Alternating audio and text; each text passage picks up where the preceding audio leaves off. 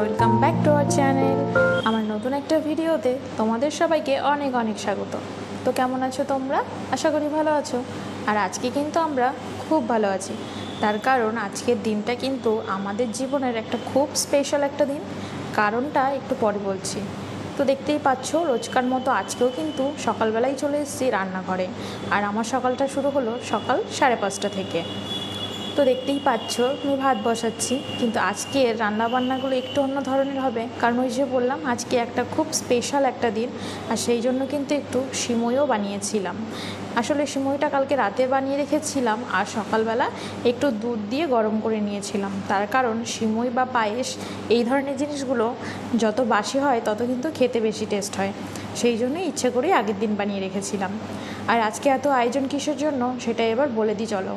আজকে হচ্ছে আমাদের 3 বছরের ম্যারেজ অ্যানিভার্সারি, মানে 3 বছর পূর্ণ হলো। তো যেহেতু আজকে আমাদের ম্যারেজ অ্যানিভার্সারি, সেই জন্য ভেবেছি আজকে কিছু স্পেশাল রান্নাবান্না করব, মানে হাজব্যান্ডকে সারপ্রাইজ দেব। কারণ আমি তো জানি যে প্রত্যেক বছরের মতো আমার জন্য হয়তো বা রাতে কিছু সারপ্রাইজ প্ল্যান করে রেখেছে, কারণ প্রত্যেক বছরই ও সেটা করে থাকে। আর ও আমাকে সারপ্রাইজ দেবে আর আমি ওকে সারপ্রাইজ দেবো না, সেটা কি কখনো হতে পারে? সেই জন্য আমিও আগে ভাগে ওর জন্য একটা সারপ্রাইজ প্ল্যান করে রেখেছি, যেটার সম্বন্ধে ও কিন্তু কিছুই জানে না।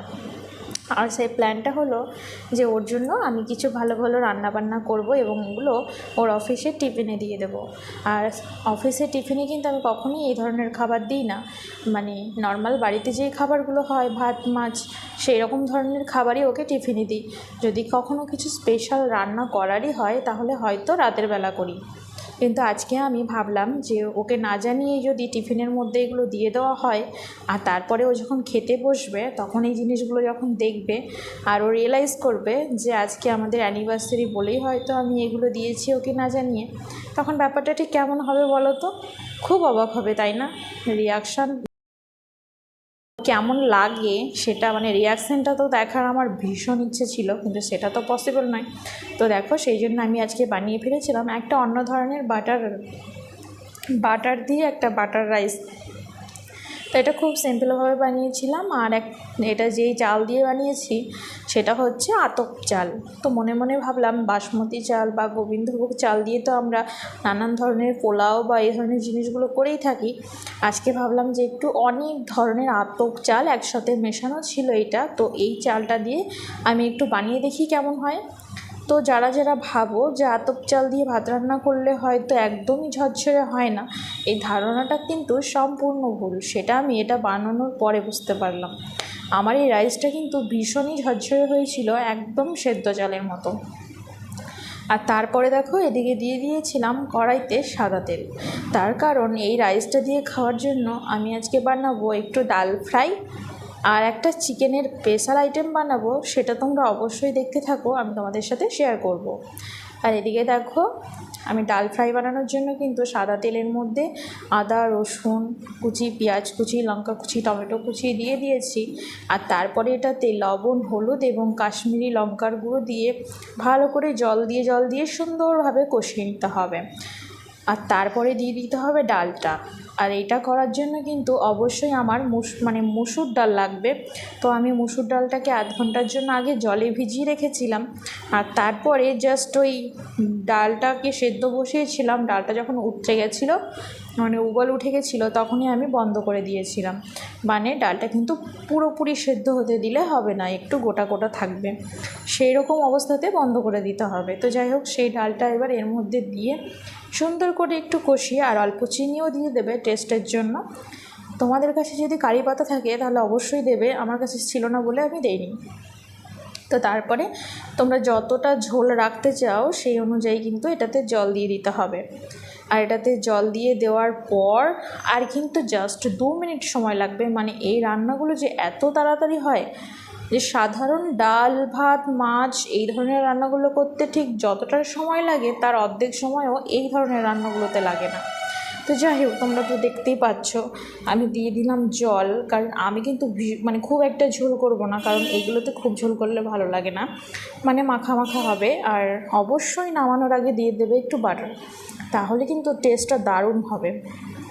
আর তোমরা যদি কেউ আমার মতো গরম মশলার গন্ধটা পছন্দ করে থাকো, তাহলে নামানোর পর অবশ্যই গামলার ওপরে মানে ডালটার ওপর দিয়ে হালকা গরম মশলা গুঁড়ো ছড়িয়ে দেবে। সেটা হতে পারে শাহি গরম মশলা বা মিট মশলা, যার যেটা ভালো লাগে সে সেটাই দিয়ে দেবে। তো আমি একটু শাহি গরম মশলার গুঁড়ো ছড়িয়ে দিয়েছিলাম, আর ব্যাপারটা ঠিক দেখতে এইরকম হয়েছে।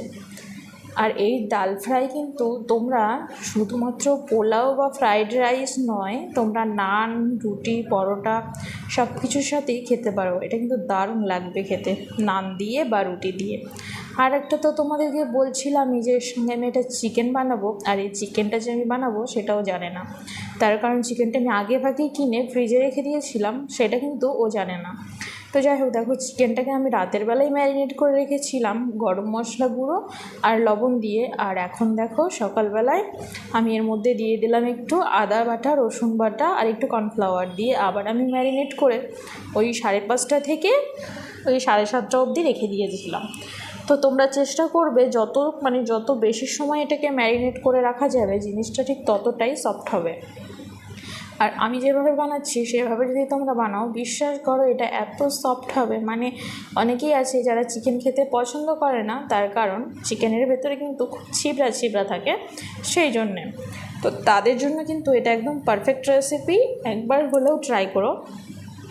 এটা এত সফট হয়, একদম চিলি চিকেনের পিসগুলো যেমন সফট হয় বা রেশমি কাবাবে, এটাও কিন্তু ঠিক ততটাই সফট হবে। তো যাই হোক, দেখতেই পাচ্ছ তোমরা, আমি কিন্তু একটু বাটার দিয়ে তার মধ্যে এই ম্যারিনেট করা চিকেনগুলোকে লাল লাল করে ভেজে নিয়েছিলাম।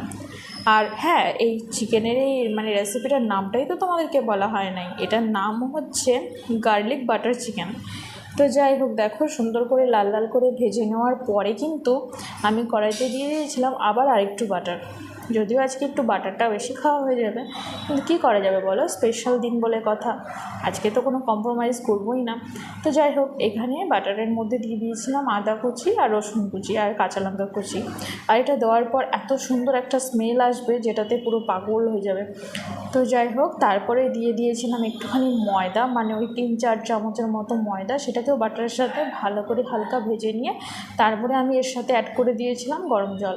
আর গরম জল দেওয়ার পর কিন্তু জিনিসটাকে ভালো করে মিশিয়ে নিতে হবে, না হলে কিন্তু দলা দলা থেকে যাবে। তো ভালো করে মিশিয়ে নিলে আর দলা দলা থাকবে না। আর তারপরে জলটাকে একটু লবণ দিয়ে ভালো করে ফুটিয়ে নেবে। আর তারপর যখন জলটা ফুটে মানে গ্রেভিটা যখন ফুটে আসবে, তখন তার মধ্যে ভেজে রাখা চিকেনগুলো দিয়ে দিবে। আর নামানোর আগে অবশ্যই একটু লেমনের মানে গন্ধরাজ লেবুর যে ওপরের অংশটা জেসটা, সেটা হালকা করে কুচিয়ে দেবে। অবশ্যই লক্ষ্য রাখবে যাতে সাদা অংশটা না যায়, তাহলে কিন্তু তেতো হয়ে যাবে। খুবই মানে উপরের খোসাটা হালকা করে দিতে হবে। আর নামানোর আগে দিয়ে দিয়েছিলাম একটুখানি সয়া সস, আর ব্যাপারটা দেখো পুরো এরকম হয়েছিল। এটা কিন্তু খেতে ভীষণ টেস্টি হয়, আর খুব সাধারণ কয়েকটা উপকরণ দিয়েই কিন্তু জিনিসটা রেডি হয়ে যায়। আর এটা বানাতে টাইম লাগে মোটামুটি ওই 8 থেকে 10 মিনিট। তো দেখো, এদিকে কিন্তু ব্রেকফাস্টের টাইমও হয়ে গেছিলো, তো আমার রান্নাবাড়া তো প্রায় কমপ্লিট। আর ভাবলাম চলো ব্রেকফাস্টটাও দিয়ে দিই। আজকে যেহেতু রান্নাবাড়ার ঝামেলাটা একটু বেশি ছিল, সেই জন্য ব্রেকফাস্টে আর অন্য কিছু বানাইনি। আজকে দুধ আর মুসলি খেয়ে নেবো তিনজনাতেই। আর দেখো, এখানে আমি দুধ আর মুসলিটা আগে ওকে দিয়ে আসি, কারণ অফিসের এদিকে সময় হয়ে গেছে। আর এদিকে আমি এখন রেডি করব টিফিনের বক্সগুলো। তো এগুলো দেখতেই পাচ্ছ, প্রথমেই দিয়ে দিলাম আমি রাইসটা। আর আমার মানে শুধু এটাই মনে হচ্ছে যে যখন এই টিফিন বক্সের ঢাকনাগুলো ও খুলবে, তখন ওর মুখটা ঠিক কেমন হবে দেখতে, মানে ও ঠিক কতটা অবাক হবে, কতটা খুশি হবে, এটাই ভীষণ দেখতে ইচ্ছে করছে। কিন্তু এটা আমি দেখতে পারবো না আসলে, এটা আমাকে শুনতে হবে তার মুখ থেকে। আমি ভীষণভাবে ওয়েট করে আছি ও কখন বাড়িতে আসবে এবং এসে আমাকে বলবে যে তুমি এগুলো কী করেছো। তো যাই হোক, এদিকে দেখো, আমি কিন্তু সমস্ত কিছু টিফিন বক্সে সুন্দর করে সাজিয়ে নিয়েছিলাম। আর এখন একটু সিমই দিয়ে দিচ্ছি, যাতে ও খাওয়ার পর একটু মিষ্টি মুখ করে নিতে পারে। আর এই সিমইটা কিন্তু ভীষণই টেস্টি হয়েছিল, খুব সুন্দর করে বানানোর চেষ্টা করেছিলাম। তো আগের দিন একটু খেয়েছিলাম, দেখেছি ভীষণ ভালো হয়েছে।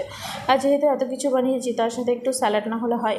স্যালাডটা তো একদম মাস্ট, কারণ আমরা সবাই মানে আমরা তিনজনই স্যালাড খেতে খুব পছন্দ করি। তো সেই জন্য এখানে দিয়ে দিয়েছিলাম একটুখানি স্যালাড। আর এরপরে আমি যেটা করব সেটা জাস্ট তোমরা দেখতে থাকো। মানে আমার ভীষণ ইচ্ছে যে ওকে আমি ভীষণ সারপ্রাইজ দেবো, মানে এমনভাবে যাতে ও ভীষণ অবাক হয়ে যায়। আর বরকে সারপ্রাইজ দেওয়ার একটা প্রধান মানে কী বলবো উপায় হচ্ছে এটাই যে খুব ভালো রান্না করে খাওয়াও তাকে না জানিয়ে। আর এদিকে দেখো আমি একটা কাগজে লিখে নিয়েছিলাম হ্যাপি অ্যানিভার্সারি। এবার এটাকে আমি একটা ফাঁকা টিফিন বক্সের মধ্যে সুন্দর করে ভাঁজ করে ভরবো, ভাঁজ করে ভরে নেব।